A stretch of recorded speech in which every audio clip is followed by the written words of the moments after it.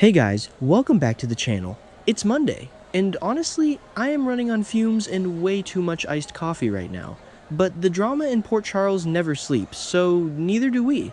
Let's just dive right into the madness because this week is already starting off completely unhinged. So let's start right over at General Hospital because the tension there is just absolutely suffocating right now. We've got Curtis Ashford pacing the halls, just waiting for Jordan Ashford's surgery to be completed, and honestly, my heart actually breaks for Curtis here. I know I've been pretty hard on him in the past for his decision making, but the man literally just pulled an unresponsive Jordan out of a burning car wreck on Route 91. He functioned like a two-man walker with Valentine to drag her away before the whole thing went up in flames. He is terrified. He was shouting for doctors when they wheeled her in. It's a total mess. Jordan never even woke up during the rescue, and she's got that nasty gash on her face, so we are probably looking at a severe traumatic brain injury. And then Laura Collins walks into the waiting room. Good old Laura. She comes in to support Curtis, which makes total sense because Jordan was her deputy mayor right up until she took that highly dangerous undercover job for Jen Sidwell.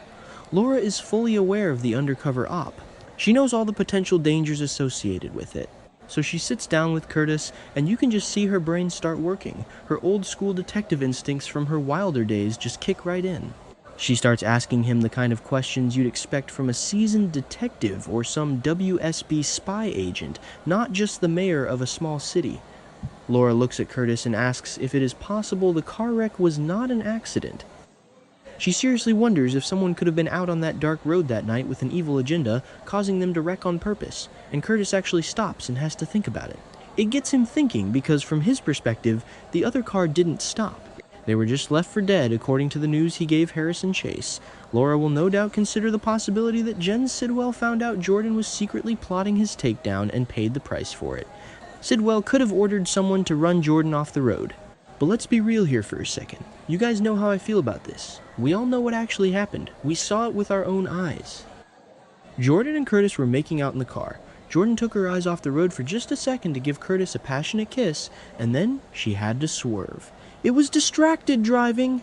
But the show is totally pivoting and making Laura construct this massive conspiracy theory about a hit job. Meanwhile, Brooklyn Quartermain is currently sweating bullets across town thinking she caused the crash because she had a glass of wine before driving to Charlie's pub. The dramatic irony is just off the charts right now. But honestly, a hit job by Sidwell would make a lot of sense if we didn't already know they were just canoodling like high school sweethearts. Okay, let's shift gears and talk about the absolute disaster happening over at the Kane house. Willow Kane is a total wreck. She is frightened, she is shaking, and she is sitting on the couch with her mother, Nina Reeves. Willow is quite literally crying her eyes out and screams, "My entire future is at stake." And honestly, good. I'm sorry, maybe I'm being too harsh on Willow. No, wait, actually, I'm not. She has been getting away with so much lately. What could possibly be causing that kind of fright in Willow? Has she been threatened by someone, or are Nina and Willow both under threat? The answer is yes, and the threat is Jack Brennan. Nina hasn't yet delivered Valentine location to Brennan, and he is losing his patience. Jack had earlier threatened Nina with making that infamous traffic cam video mysteriously reappear. You guys remember the video? The one that showed a weeping Willow in her car near the house on the exact night Drew Kane was shot. And next we see Jack on screen, looking all smug, telling someone that it's time to repay the favor. Is this his explanation to Nina as to why he restored the missing video? Probably. Jack doesn't do anything out of the goodness of his heart. He operates on a currency of secrets and blackmail. Even though Willow can't be tried again for the crime of shooting Drew due to double jeopardy laws, if this video were made public, it would be a total catastrophe. It could create a huge scandal, completely tainting her position as Congresswoman Kane.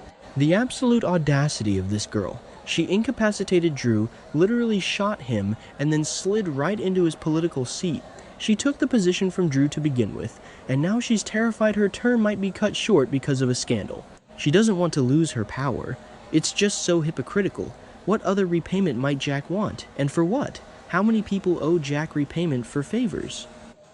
He might have an idea of how Nina can pry more information out of Charlotte Cassadine regarding Valentine, but Nina's going to try to lay down the law. But Brennan has all the power here. He can bring Willow's entire world crashing down. Meanwhile, let's talk about Sonny Corinthos and Rick Lansing. Rick is actually having a strategy session with Sonny, and he is giving him a massive warning. He tells Sonny that they need to be prepared if Sidwell decides to retaliate. And Rick is 100% right to be worried. Rick disagrees with Sonny about his plan to deal with Sidwell, mostly because Sonny's plans usually involve just shooting first and asking questions later.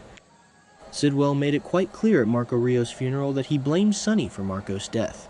Remember when Rick and Sonny crashed the funeral to pay their respects? It brought so much tension. Sidwell is an angry father with a lot of grief, blame, and rage, and Hez going to get his revenge one way or another, Hez shifting the blame all over Port Charles the way it is. If he can't pin it on the real killer, which we know is Ross Cullum, who stabbed Marco Hell, find a scapegoat to punish, and Sonny is the perfect target. Rick even suggested earlier to Danny Morgan that Sidwell was the reason Jason and Britt Westbourne were on that pier, theorizing that Sidwell was pulling the strings to leave Sonny vulnerable without Jason. A grieving father is the most dangerous kind of villain on this show, and Sonny needs to wake up. And speaking of people who are completely underestimating Sidwell, let's talk about Acting District Attorney Justine Turner. Justine is walking around telling someone, "I'll handle Mr. Sidwell."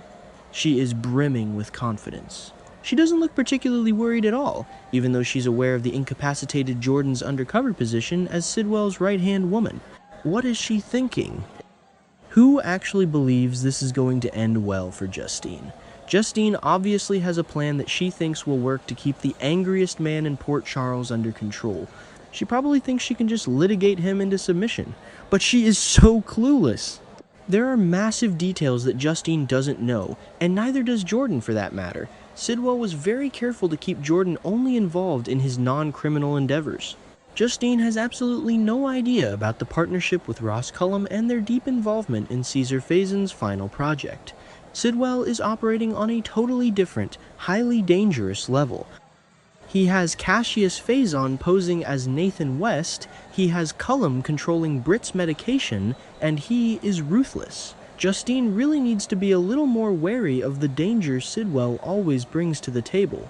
Okay, finally, let's head over to Carla's house, because the absolute messiness of this love triangle is giving me life, but also making me want to pull my hair out. Valentine Cassadine is furious, and he is highly suspicious of Carly. And he has every single right to be. Valentine literally risked his freedom on that dark road. He is a WSB fugitive hiding out at Carly's house, and he stopped to help Curtis pull Jordan from a burning car. He could have been caught and hauled back to Steinmauer. And how does Carly repay him? After knowing she snuck Jack Brennan up to her bedroom as he watched them talking from outside on the deck, her secret lover is hurt and angry.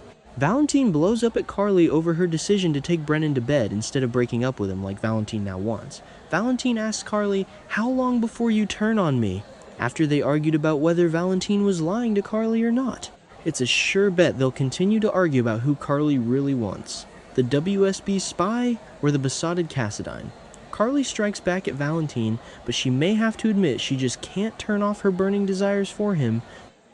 We all got proof of that when Carly imagined Valentine during her passionate encounter with Brennan. It is so twisted. Carly is playing a very dangerous game here. Brennan is on the verge of uncovering her takedown alliance with Valentine, and when he connects those dots, everything is going to explode. Honestly, this whole week is just setting up for massive fallout. Between Laura digging into the crash, Willow crying over her stolen political career, Sidwell preparing to wage war on Sonny, and Carly juggling two very dangerous men, I don't even know how half of these characters are going to survive to Friday. But, you know, it'll be here covering every messy second of it. Let me know in the comments who you think is going to crack first, because my money is on Willow. Alright, I need more coffee. See you guys next time.